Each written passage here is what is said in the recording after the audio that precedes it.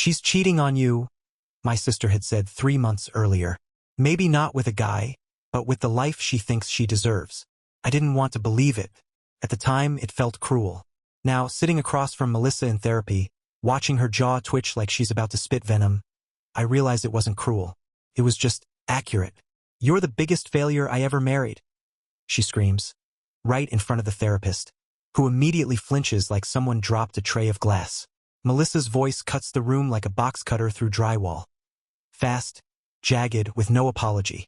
I don't say anything right away, just sit there, feeling strangely serene. No rage, no heartbreak, no confusion. I look down at my hands, one fingernail stained from changing the oil in her car last week. A car she hasn't thanked me for driving 45 minutes to pick up from the mechanic. A car she calls embarrassing. Finally, I say one word: fair. Melissa's eyebrows jerk up.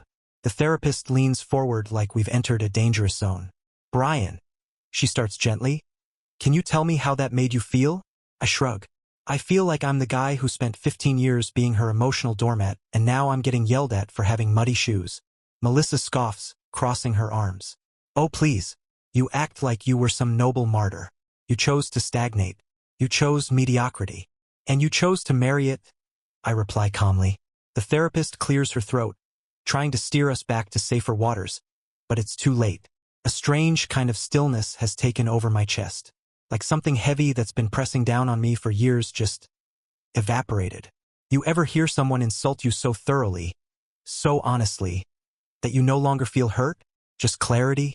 She had said it, out loud, in front of another human being. The biggest failure she ever married. What do you do with that? You don't fight it. You don't reason. You don't beg. You accept the verdict. You walk out of court with no appeal. I leaned back in the chair and crossed my legs. The leather creaked. Melissa looked at me like she expected a counterattack. A tear. Maybe even a pathetic, "Please don't." But I was done performing. Done being her audience. The therapist tried again. "Melissa, let's unpack what led to that statement. What you were feeling before you said that." "No," I interrupted, polite as a grocery clerk. "I think we unpacked enough. She just doesn't like the furniture." Melissa glared. "You're always so clever when you're cornered. Only because you're so predictable when you're angry. That did it." She stood up abruptly, grabbed her purse and walked out. Not stormed. Walked, like she was trying to make a point with every step. I didn't follow. The therapist looked at me. "That was intense." I nodded. "Yeah." "You didn't flinch." "Nope." "How long have you felt like this?" I took a breath. "About 5 years. But I was trying to out-stubborn a sinking ship." She tilted her head. "You're calm." "I'm tired. Not sad. Just tired of spinning my wheels for a woman who thinks she's doing me a favor by staying married." The therapist scribbled something. I didn't care what. I was done justifying myself to women in chairs. By the time I left the building, Melissa was already gone. Not waiting in the car, not pacing in the parking lot. Just vanished. I stood there for a moment, keys in hand, staring at nothing. There was a tightness behind my eyes, but no tears. Only silence. A silence so deep it felt like a blanket. I started walking. Not home. Just walking. My phone buzzed in my pocket. I didn't check it. Let me pause here for a second. If you're still reading, take a moment to subscribe. Over 97% of you listen without subscribing. And yeah, it might seem small, but for the folks working behind the scenes to bring these stories to life, it matters more than you think. Anyway, that night, I didn't go back to our house. I went to a cheap motel by the highway with a busted vending machine and walls so thin I could hear the guy next door snoring through the vent. I slept better than I had in years. The next morning, I got coffee, took a long walk down by the train station, and stared at the tracks. No dramatic thoughts. Just the realization that I'd been staring at the same metaphorical rails for a decade, hoping the train would take me somewhere it never would. And for the first time, I didn't want to be on that train. I wanted to disappear from the station altogether. The ride home is a full-length film of silence. No music, no GPS voice, no small talk, just the faint rattle of loose change in the cup holder. I can see her knuckles whitening on the steering wheel as she chews the inside of her cheek. I know that look. It means she's building a closing argument. Half a mile from the house. She snaps. "So that's it? You're just gonna sit there like a corpse while I bare my soul?" "Bare your soul," I say quietly, You called me a failure. She slams her hand against the steering wheel. Because you are. You've coasted through life, hiding behind being a good guy, while everything falls apart. I don't reply. Her words bounce around the cabin like echoes in an empty church. There's nothing left to confess. No new crime to punish. We pull into the driveway, and before the car even stops moving, she's out. Door slamming so hard it rattles the windows. Inside, she storms through the kitchen, tossing her purse onto the counter, knocking a plate to the floor. It shatters against the tile. You think silence makes you right? She yells. You think you win because you don't scream? I take off my jacket, hang it neatly. No, Melissa. I think I lose because I stayed. She freezes for half a heartbeat, like the words registered, then continues clattering drawers and cupboards. The dog, normally glued to her, hides behind the couch. I step outside. The evening is thick with that humid, late summer quiet, muffled, waiting. I walk around the block. Our neighbors' sprinklers hiss. Porch lights blink on. For once, I don't feel angry or trapped. I just feel done. When I get back, the house is half dark. Melissa's in the living room, arms crossed, pretending to watch TV. The glow flickers on her face, but her eyes are glassy and unblinking. I sit on the far end of the couch, the invisible border between us more real than the cushions. She mutters without looking at me. You're seriously not going to say anything? No, I answer. You said enough for both of us. She exhales sharply, like she's been holding her breath for years. God, you're dead inside. Maybe, but at least I'm quiet about it. The sound she makes is half laugh, half snarl. She picks up the remote and turns up the volume until the news anchor's voice drowns us both out. I lie back, close my eyes. The couch smells like lemon cleaner and old arguments. Sometime after midnight, I wake up to the sound of her pacing upstairs. The floorboards creak rhythmically. I know she's waiting for me to come up, to apologize, to reset the same broken record. I don't move. I stare at the ceiling until the first hint of dawn slips through the blinds. Then I get up. There's a strange calm in the act of packing when no one's forcing you to. One bag, duffel, black, faded zipper. A few shirts, a toothbrush, my passport, a photo of my dad I keep in an envelope. I don't take the wedding ring. I leave it on the nightstand, next to her half-empty glass of wine and a magazine about finding joy in midlife. I pause by the bedroom door. She's asleep now, hand curled around her phone like it's an oxygen tank. For a moment, I almost feel pity. Then I remember the look on her face in therapy, the disgust, the certainty. She wanted a different man, so I'll give her exactly that. None at all. Downstairs, the kitchen smells like yesterday's anger. Shards of that plate still glitter under the fridge. I step over them carefully.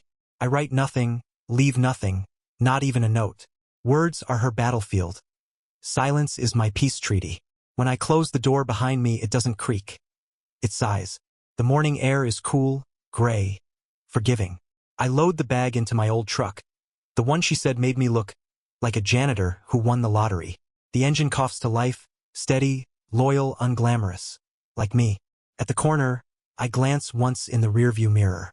The house looks smaller than I remember. Maybe it always was. I don't check my phone. I don't look back again. By the time the sun clears the horizon, I've already crossed the county line. Melissa wakes up late. That in itself should have been the first red flag. Brian was always up early, sipping burnt coffee and pretending not to read the news out loud. But there's no kitchen clatter this morning. No smell of toast.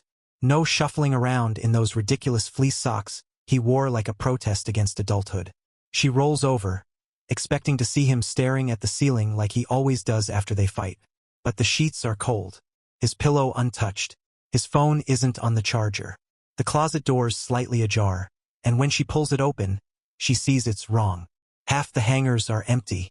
The stupid red hoodie he always wore when he was off duty? Gone. The duffel bag from under the bed? Also gone. She pulls out her phone and checks his location. Something she rarely had to do. Nothing. Location sharing has been disabled. She scoffs aloud to no one. Really? She waits for the front door to creak open.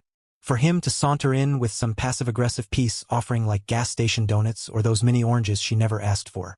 But the door doesn't open, and she's not ready to admit what she already knows. Instead, she spends the morning assuming it's just another of his sulky walks. His dramatic, Overgrown boy tantrums where he'd disappear for a few hours until she lured him back with sarcasm or dinner. She busies herself cleaning the kitchen, half angry, half antsy, but the wine glasses rattle in her grip. By noon, she checks his email out of spite. Still logged in. No new messages. But something's off.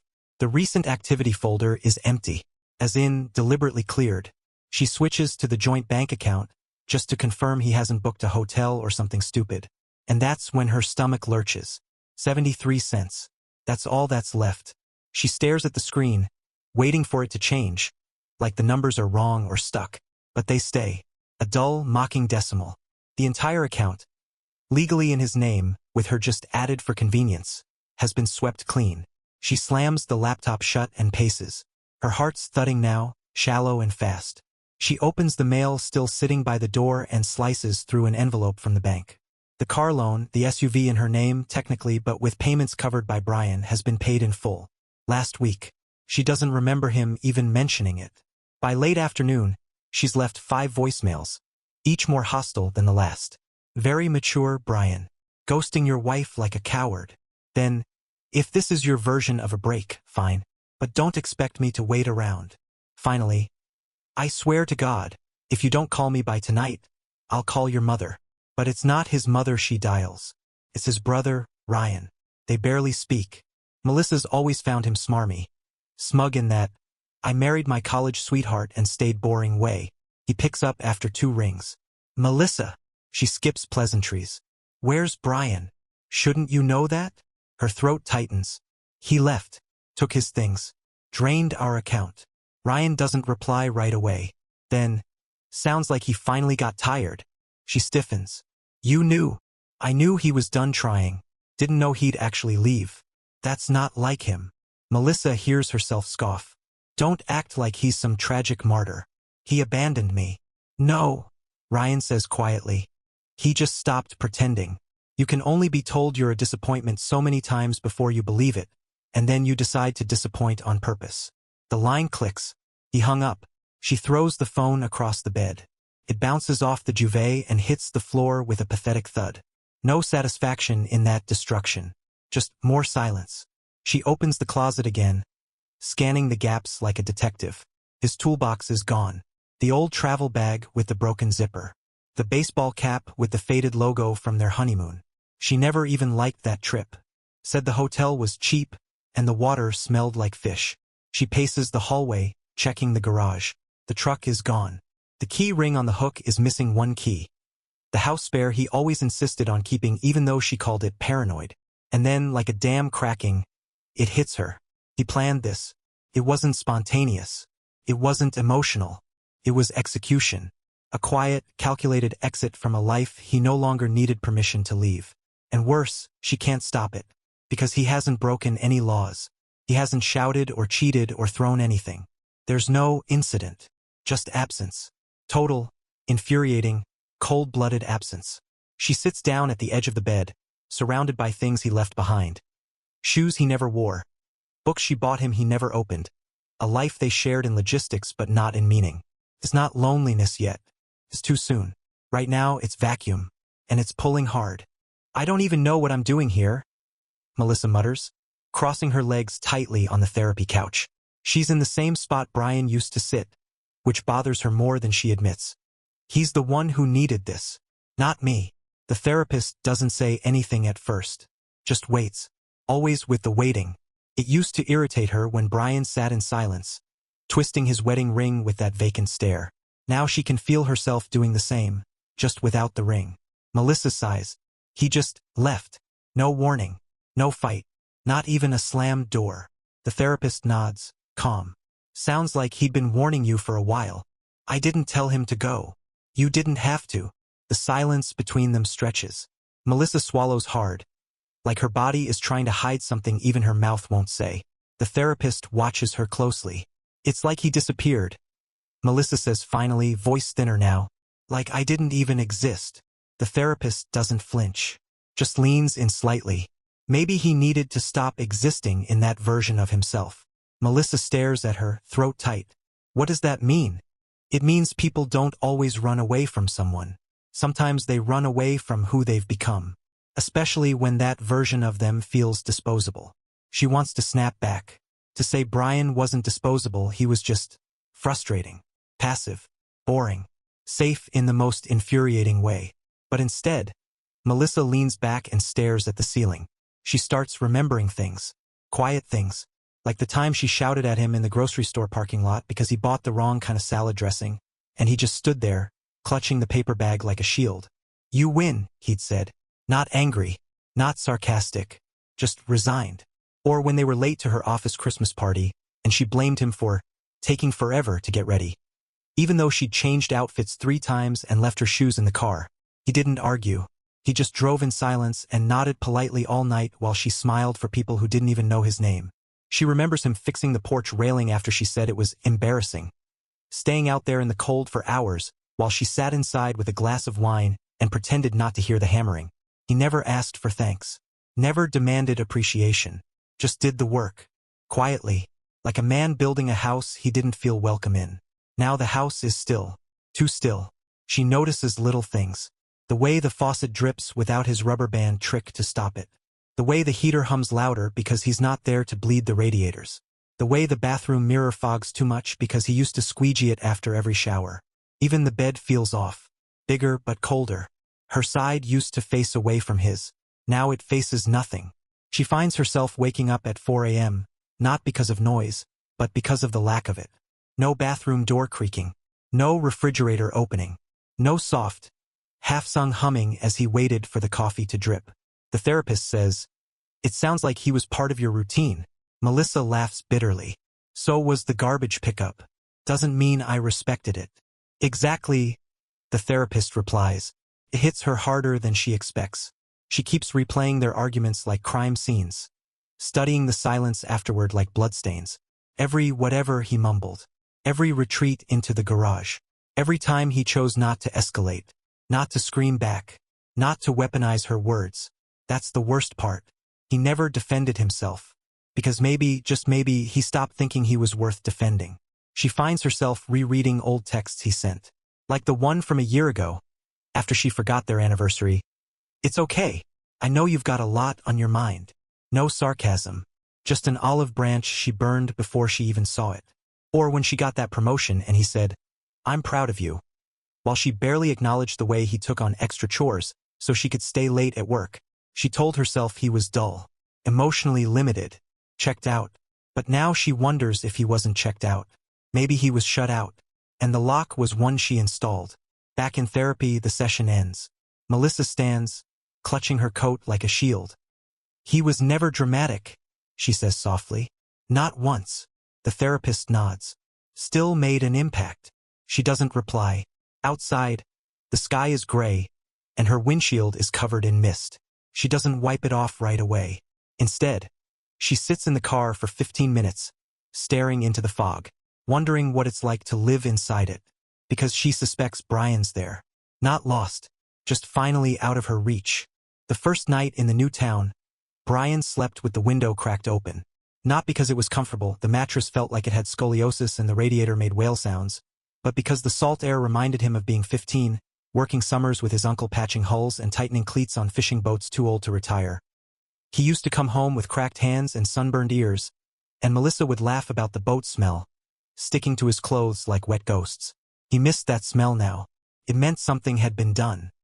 He'd found the town on a whim, looked at a map, pointed toward the coastline, and drove until the gas gauge blinked at him. The room he rented belonged to a guy named Wade, who didn't care about backstories as long as you paid the first month and didn't snore loud enough to rattle the walls. It was upstairs from a bait shop that opened at dawn and smelled like dead things, but it was cheap and anonymous and full of silence. The good kind. The first week, Brian walked everywhere. Through the narrow streets where laundry flapped on clotheslines like tired flags. Past kids skateboarding under no skating signs. He kept to himself. Bought groceries in cash. Got used to being asked nothing. It wasn't long before he found the dockyard. Rusted cranes, chipped paint, the familiar sound of metal whining against salt. He watched from the edge at first, just observing the rhythm of it. Haul, weld, scrape, seal. He asked if they needed help. A wiry guy named Art handed him a pair of gloves without looking up and said, "You can stand. You can work." So he worked. His palms bled the first few days. The calluses came back slowly, proud and ugly. He liked the ache in his shoulders, the smell of oil in his beard. He didn't have to explain why he didn't like talking, or why his eyes went distant whenever someone mentioned anniversaries. He just kept showing up at sunrise and leaving when the sky went pink. The diner was his only indulgence. A narrow place with cracked red booths and a bell above the door that sounded like a dying cough. The waitress, Tammy, according to the smudged name tag, never asked more than the usual. She always poured his coffee before he sat down. Always brought 2 creamers without him asking. The first time she winked, he felt something strange twist in his chest. Not attraction. Not even warmth. Just human. After a while, he stopped checking his phone. Not because it was dead, but because there was nothing left on it worth checking. He changed the number. No forwarding address. The only digital trace he left was the legal paperwork. Sent through a P.O. box. Clean, final. One afternoon, standing on the dock, arms coated in dust from sanding down a hull, Brian looked out at the harbor. The boats bobbed lazily. Seagulls screamed like they were owed something. A boy tossed pebbles into the water and missed every time. Brian smiled. Not wide, not triumphant, just enough. It hit him then. Not like lightning, more like a slow tide. He wasn't rebuilding his life. He was rebuilding himself. No more trying to be someone's better half. No more swallowing his needs like aspirin and calling it compromise. No more fighting battles with a woman who only felt alive when she could win. He didn't want revenge. He didn't want a do-over. He wanted real. Rust, sweat, diner coffee, laughter that didn't need to be deserved.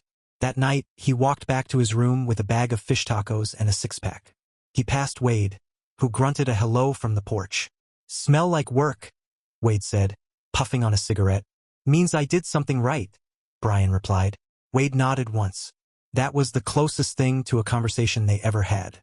Upstairs, he sat by the window again, watching the water flicker in the moonlight. No framed photos on the nightstand.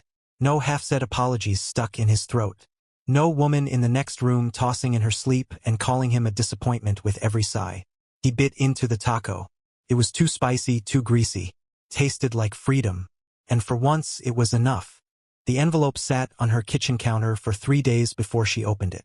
Not because Melissa was too busy. She wasn't. But because deep down, she already knew what was inside. There was no return name, just a clean label with her full name in perfect print. No handwriting. When she finally sliced it open with a butter knife, the breath caught in her throat had nowhere left to go. Inside were the divorce papers. No cover letter, no scribbled note. No insult disguised as closure. Just legal documents and a signature. His signature. Precise. Unshaken. He hadn't flinched. She flipped through them once, then again, searching for some kind of human fingerprint. A sarcastic line. A best of luck. Something. But it was sterile. Like he'd excised her from his life with surgical precision. She stared at the bottom line. Her own signature line. A space. Empty. Melissa didn't sign. Instead, she pulled out her laptop and opened up his old address. Half by habit, half by desperation. She typed it into the GPS app just to feel like she was doing something. She remembered the apartment like it was a ghost. Faded wallpaper, bad lighting, too small, too temporary. He hated it there.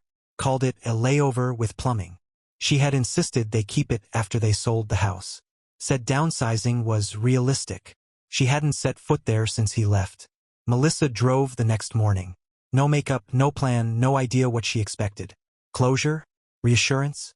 Regret? She didn't get any of that. The apartment was empty. Not he might come back empty. Not still has a couch and some laundry empty. But stripped. No curtains. No dishes in the sink. Not even a light bulb in the front porch lamp. She knocked anyway. A teenage girl peeked through the curtain of the unit next door. Melissa smiled weakly. "Do you know who lived here before?" The girl shrugged. "Some guy. Quiet. Left months ago. Didn't tell nobody. Just gone." Melissa nodded like that explained everything. But inside, something cracked. She turned and sat on the porch step, heart hammering. She pulled out the envelope again. Flipped to the top right corner. There it was. P.O. Box. Different state. He's not just gone, she thought. He's unreachable. She looked up at the windows, trying to picture him one last time. Sitting there with his coffee. Watching the rain. Folding his shirts the way she always mocked. She tried to recall the smell of his aftershave, his weird humming, that annoying throat clear he did when he didn't know how to start a sentence. Nothing came. He'd evaporated from her world, like he was never really there. But he had been there. He just stopped asking to be seen. She drove back home in a daze. At a red light, she realized her hands were shaking. She parked in the driveway and went straight to the closet. Pulled out a dusty box marked taxes. At the bottom were 2 folders, Brian's pay stubs, legal documents, old insurance forms. Every file had been updated, transferred, consolidated. He hadn't abandoned the life. He unbuilt it. And now she was staring at the shell. Every detail had been handled. The car title, the utilities, the credit cards. She noticed he had even unlinked his email from their streaming account. That last one hit harder than she expected. Not even Netflix survived. That night, she poured herself a drink and stared at the unsigned divorce papers. It wasn't revenge. It wasn't bitterness. It was clean. And that scared her more than rage ever could. Melissa opened her laptop and typed the P.O. box into a search engine. No results. No forwarding. Just a dead end. She leaned back, exhaling slowly. Brian hadn't run. He hadn't vanished in some emotional blaze. He'd orchestrated his exit like someone walking out of a building he didn't own. No slamming doors. No wreckage. Just a quiet lock behind him. And now she was standing outside it, knocking on air. Melissa's phone buzzed during a mindless Tuesday lunch. A Greek salad she wasn't really eating. A background podcast she wasn't really hearing. The screen lit up with a message from Jenna, one of her old friends from law school, who still sent occasional memes, usually followed by unsolicited skincare advice. The message had no text, just a link. A local news site she didn't recognize. Probably some tiny town blog. She tapped it without thinking, then nearly dropped the phone. The headline, Local Business Owner Revives Shipyard Economy in Cedar Coast. Fixing things that matter becomes Dockyard's new motto. Her breath stalled somewhere between her lungs and her throat. She didn't blink. Right at the top of the article was a photo. Broad daylight, clean sun, clear sky. Brian, standing in front of a massive wooden vessel mid-restoration, wearing a dark navy t-shirt, cargo pants, boots, and a pair of thick gloves tucked into his belt. He looked alive, not just breathing, alive, clean-cut. His beard trimmed close, no longer the patchy sadness he wore in the last few months of their marriage. Shoulders back, chin up, smiling not wide but real, a kind of earned smile. And the boats behind him looked real too. Not showroom perfect, not luxury, just solid, working boats, with names like Maureen and Della Jane etched across the hulls in hand-painted lettering. The article quoted him once. "I fix things that float. That's enough for me." That line hit harder than she expected. Melissa stared at the photo like it might blink. Or laugh. Or worse. Look at her. She read the piece 3 times, slower each time. It was all about revitalizing the dockyard, giving jobs to locals, restoring boats that would have rotted in scrapyards. No mention of a wife. No family history. Just him. As if she'd never existed. Her hands were shaking by the time she reached for her glass. It clinked hard against her teeth. She didn't finish the salad. That evening, back in therapy, she sat with the printout clutched in both hands, creased and smudged from sweat. She held it up like a confession. "He looks..." Her voice caught. She cleared her throat. "He looks happy." The therapist looked at the photo, studied it like it was a painting. "He probably is." Melissa blinked. "You say that like it's fine." "It is." A long pause. "I used to beg him to be ambitious," she said, almost to herself. "To do something. To be someone. He never had the spark. He was always just fine with fine." The therapist tilted her head. "And now he's not." "Maybe the spark didn't die," the therapist said gently. "Maybe it was buried." Melissa stared at the floor. Buried under what? Expectation. Dismissal. Shame. The words landed like stones in her chest. "I thought I was pushing him to be better. You were pushing him to be different." The silence returned. Not the comfortable kind. The echo kind. Melissa wiped at her eyes with the sleeve of her blazer. "He always said he liked working with his hands. I called it a waste of talent." The therapist raised an eyebrow. "And now he owns a shipyard. I don't even know how he got the money," she said bitterly. "Maybe he saved more than you thought. Or maybe She realized he just stopped spending on her. Melissa left the session quietly. She didn't drive home right away. Parked in front of a coffee shop she didn't go into, staring at the dashboard while the article flickered on her phone screen again. This time she zoomed in. Behind Brian, just over his shoulder, there was a chalkboard menu. A daily special. Fish stew plus coffee, $8.50. She imagined him eating that. At a counter, elbows on the wood, a mug in hand, laughing at something someone said, not needing her, not even thinking about her, and that, more than the divorce papers, more than the silence, more than the empty closet, was the thing that finally broke her. He had found peace, and he hadn't left a forwarding address. The town wasn't on any map she'd ever used, but the directions were oddly specific. Left after the bait shop, right at the rusted sign that read Boatworks. Then follow the sound of gulls and hammers. Melissa parked half a block away, behind a pickup with a salt-eaten bumper and a crate of tangled fishing net in the bed. Her rental looked ridiculous next to it. Too clean, too expensive, too unfamiliar. She stepped out slowly, high heels clicking against gravel. Mist hung in the air, soft but clinging, like the town itself didn't want to be remembered. From a distance, the shipyard looked like something from a forgotten painting. Slanted sheds with peeling paint, stacks of timber leaning at haphazard angles, and in the middle of it all movement. A dozen men and women in faded work shirts, shouting over drills, laughing, swearing, living.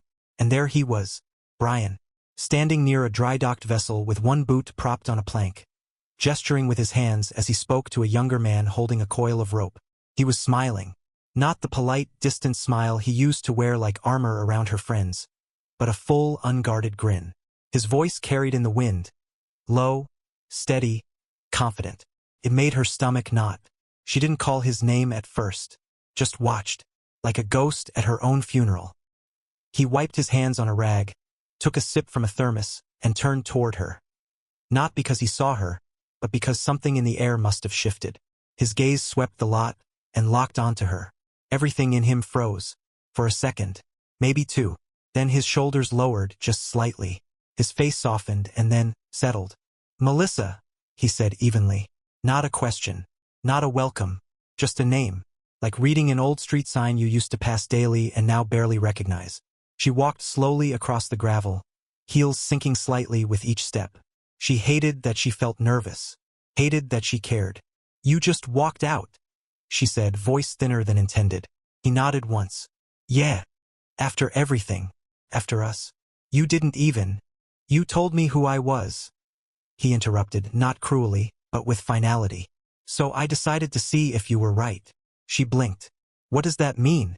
"You called me a failure," he said, shrugging. "So I gave you one. A man who left, who stopped trying, who didn't beg to stay." She took a step closer, suddenly unsure of everything she'd rehearsed in the car. "I didn't mean it like that." "You meant it enough to say it in front of a stranger," he replied, eyes still calm. "You meant it enough that I didn't feel like a man anymore. Just an obligation. Or worse. A reminder of who you didn't become." The words hit like cold water down her spine.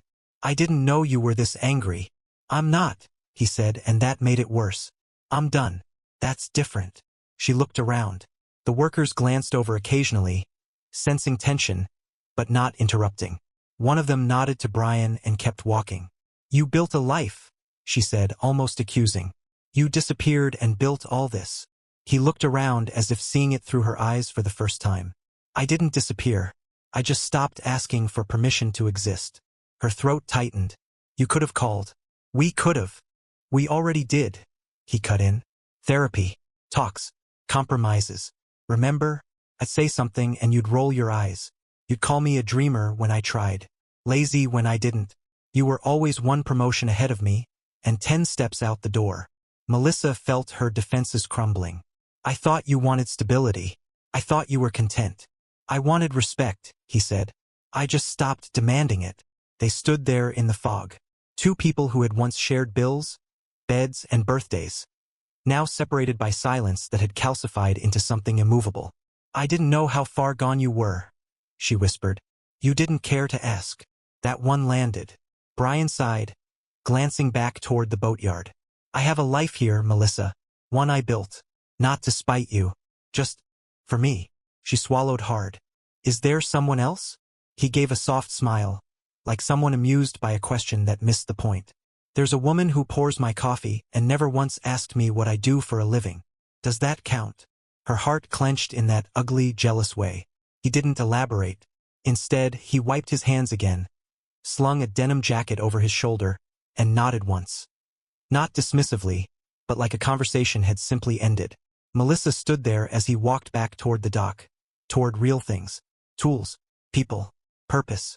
Not one glance back, not one invitation forward, just truth, and her alone with it. She caught up with him near the edge of the pier, where the water lapped gently against a rust-stained piling and seagulls circled overhead, shrieking like they knew something she didn't. Brian was halfway into a conversation with one of his crew, an older man in suspenders and a backward cap, when she placed her hand on his forearm. "Brian," she said, softer this time. "Please." He turned, quiet, patient, not irritated, not distant, just resolved.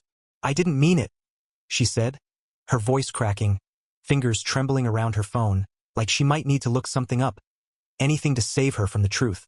Brian nodded slowly, exhaled through his nose. "You did." "No," she insisted. "I was angry. I was frustrated. I was honest," he said, cutting gently through her spiral. "That's what anger does. Turns down the filter. You didn't stutter when you said it. You didn't hesitate. You believed it." He paused. "And maybe that's fine." She looked at him, startled. "Fine? I'm not here to prove you wrong," he said, voice even. "I'm just done trying to make you rewrite something you carved in stone." Tears pooled behind her eyes, the kind that feel hot and humiliating. "So that's it." He tilted his head, thoughtful. "That's it for who I was. The man trying to fit into your life like a second-hand suit. The one who turned his dreams down to match your volume." Her voice lowered to a whisper. "Do you ever think about us?" "I do," he admitted. "Sometimes I miss the idea of us. The good weekends. The Sundays when we didn't have anything to prove." His eyes softened. "But then I remember spending more time apologizing for existing than actually living." Melissa wiped her face, now streaked with mascara. "Couldn't we just talk?" "We are," he said. "But you want a time machine. You want to rewind. I've already rebuilt." The words sat between them like driftwood, useless and unsinkable. "Will you ever come home?" she asked. Brian looked past her, toward the harbor, toward the boats lined up like silent witnesses, toward the seagulls and the peeling signs and the men in coveralls who knew him only as someone who showed up and pulled his weight. He gave a small smile. Not cruel, just real. "I already did." Melissa stood there, arms wrapped around herself as if the wind had suddenly noticed her presence.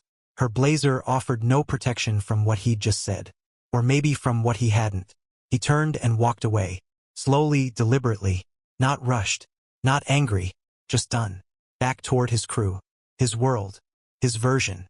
And she was left standing by the water, staring at the back of the man she thought would always be waiting. The therapist's words came rushing back in a wave that hit harder than any insult.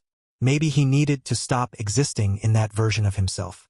She thought he'd been selfish, cold, lost, but maybe he had simply found something she never looked for in him. Freedom, purpose, himself. She stayed there for a long time after he disappeared behind the scaffolding, watching the water swirl and glisten like it had somewhere better to be. She wanted to scream, or cry, or fall to her knees and beg the universe to undo the last 2 years. But all she could do was stand, alone, again. Except this time she couldn't pretend he might come back. Because for the first time in her life, Melissa understood. She hadn't lost him in the therapy room. She lost him the moment she spoke the truth, and he finally listened. The pen glides across the paper without hesitation. Brian's signature, firm, even final, lands on the last page of the divorce packet like a quiet exhale after holding his breath for 5 years too long. No trembling, no second thoughts, just ink and clarity. He folds the papers neatly, slips them into the pre-addressed envelope, and seals it with the same calm he once used to turn off a lamp at night. Routine, unceremonious. Then he walks 3 blocks down to the blue metal mailbox outside the post office, lifts the handle, and drops it in. A faint metallic thunk. Done. The sun is slipping behind the harbor now, slicing the water in half with a golden line. Brian walks back toward the pier, where the air smells like engine oil and seaweed and possibility. He finds his usual spot, an old bench that leans ever so slightly, just enough to make you feel like you're falling into something.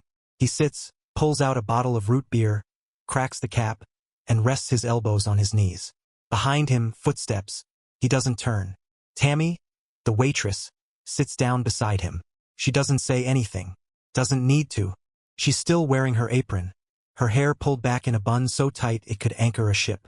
In her hands, 2 paper cups of coffee. She offers him one without looking. He takes it. They sit in silence. It's not the kind of silence that needs to be filled. It's the kind that holds space for what was and what won't be. He doesn't tell her about the papers. She doesn't ask. Somewhere in the distance, a boat engine rumbles to life. A few gulls scream like they've been waiting all day for a reason to panic. The pier creaks under them, old wood moaning from years of bearing weight it didn't ask for. Brian watches the sun dissolve slowly into the horizon, like a promise kept too long finally letting go. Hundreds of miles away, Melissa's phone buzzes. She's sitting alone in what used to be their kitchen, surrounded by the too big furniture of a life that once had a we. She's been refreshing her email all day, pretending she wasn't waiting for something inevitable. The subject line hits her like a car she forgot was coming. Divorce finalized, county clerk notification. Her thumb hovers. She doesn't open it. She doesn't have to. The weight of those 2 words presses down harder than any argument, harder than the silence that followed his exit. Finalized. Not in progress. Not awaiting review. Finalized. Done. She stares at the screen like it might change if she waits long enough. Like maybe it'll glitch and unsend itself. Her hand drops to her lap. The phone slips from her fingers and lands face up on the hardwood, still glowing. Her mouth opens. No sound. There are no tears. Just a crushing, hollow ache that fills her chest and eats its way out in silence. Brian didn't yell, didn't slam doors, didn't make speeches or seek revenge. He disappointed her in the one way she never expected, by simply disappearing from the equation. Not with drama, but with dignity. He didn't break her heart. He erased himself from the places she thought she'd always find him. That night, as the stars blink open above the harbor, Brian and Tammy sit side by side, sipping lukewarm coffee and trading quiet glances that say more than stories ever could. He doesn't feel triumphant. He feels whole. Behind them, the shipyard lights flicker on one by one. His name isn't on any signs. There are no plaques, no speeches, no spotlight. But in this town, people know who he is.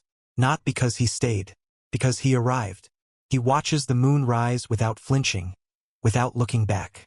It's the ending he chose. Not loud, not messy, just free.